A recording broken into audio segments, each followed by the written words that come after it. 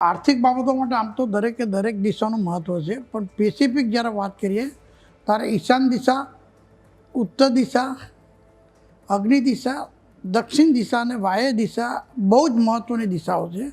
અને સાથે સાથે ભૂમિ પણ એટલું જ મહત્ત્વનું કામ કરતું હોય છે આર્થિક બાબતો માટે.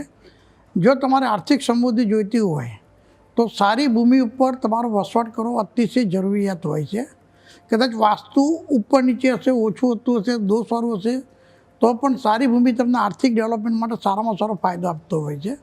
અને અતિ ઝડપથી આર્થિક સમૃદ્ધિ પ્રાપ્ત કરવી હોય તો મારા વર્ષોનો અનુભવ અને એના આધારે અભ્યાસના આધારે કહીશ, અગ્નિ દિશા અને દક્ષિણ દિશાનું વાસ્તુ તમે જેટલું સારામાં સારું સાચો એટલું ઝડપથી તમારું આર્થિક પ્રગતિ થતી હોય છે.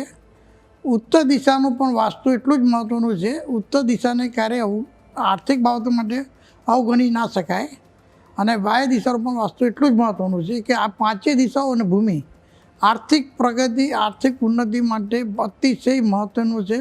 ધંધાકીય સ્તર ઉપર, રેસિડન્સ ઉપર કે કોઈપણ જગ્યા પર આર્થિક પ્રગતિ મેળવી હોય તો આ વસ્તુનું વાસ્તુની દિશામાં ધ્યાન રાખવું જરૂરી છે.